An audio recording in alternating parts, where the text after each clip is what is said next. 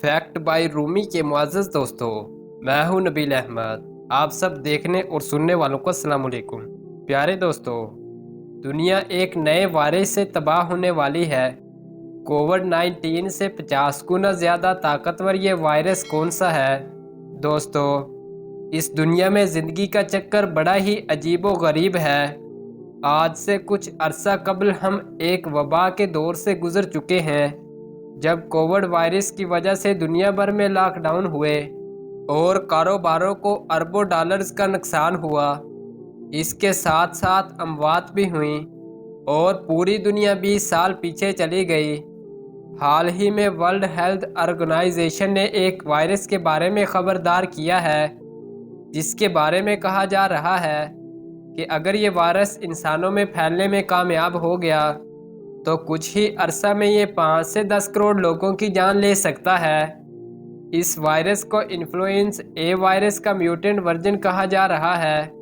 इस वायरस के बारे में ये भी कहा जा रहा है कि इसमें इतनी खतरनाक म्यूटेशन पैदा हो चुकी हैं, जिसने अब तक 138 से ज़्यादा जानवरों की नस्लों को मुतासर किया है। ये वायरस किस तरह फैलता है और इसके बचाव के कौन से तरीके हैं, आइए जानते हैं।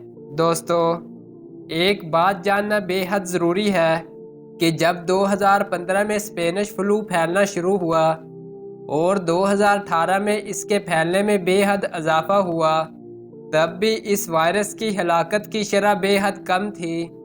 दूसरी जानब अगर हम कोविड-19 की बात करें तो इस वायरस की हलाकत की शरह भी 1.4% थी। स्पेनिश फ्लू और कोविड-19 के दरमियान 4 मज़ीद ऐसे दौर आए जब दुनिया में इसी वायरस की म्यूटेशन ने दुनिया भर में तबाही फैलाई। अलबत्ता अब माहिरीन का अंदाज़ा है कि ये नया आने वाला वायरस इन्फ्लुएंजा ए की म्यूटेशन है। ये स्पेनिश फ्लू से ज़्यादा ख़तरनाक साबित हो सकता है।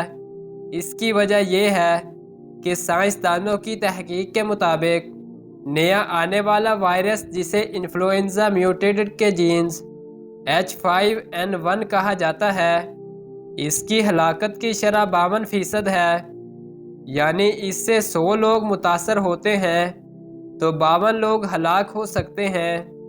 अब इससे अंदाज़ा कर सकते हैं कि इससे कितनी हलाकत मुतवक्के है।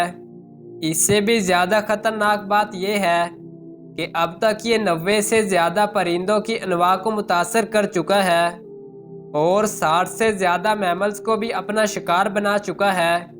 यानी ये वायरस परिंदों और इंसानों में रहना सीख चुका है।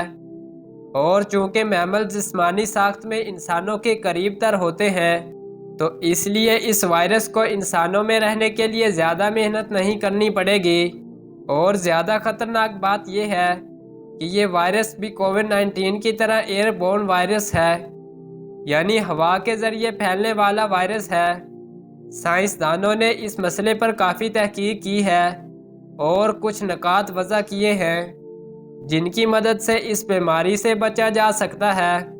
पानी हमेशा उबाल कर पीना चाहिए और इस चीज़ का ख़ास ख्याल रखना चाहिए कि बाहर से आने वाली हर चीज़ को मुमकिन हद तक जरासीम से पाक करें। हमारी मुराद यहाँ फलों, सब्जियों और ऐसी चीज़ों से है जो हम बाहर से ख़रीद कर घरों में ले आते हैं। एक तरह से इस बात को भी समझना होगा कि इस वायरस से बचने के लिए भी वही एहतियाती तदाबीर अख्तियार करना पड़ेंगी जो इससे पहले हम कोविड-19 के लिए कर चुके हैं। लेकिन इसके साथ साथ ये बात भी जहन में रखने वाली है कि हल्की सी अलामात ज़ाहिर होते ही इसके इलाज की तरफ तवज्जो देनी चाहिए और इसी सूरत में इस बीमारी से बचा जा सकता है। दोस्तों, हम उम्मीद करते हैं आपको हमारी आज की वीडियो अच्छी लगी होगी। अगर वीडियो अच्छी लगी है तो वीडियो को लाइक और चैनल को सब्सक्राइब लाजमी करें। शुक्रिया।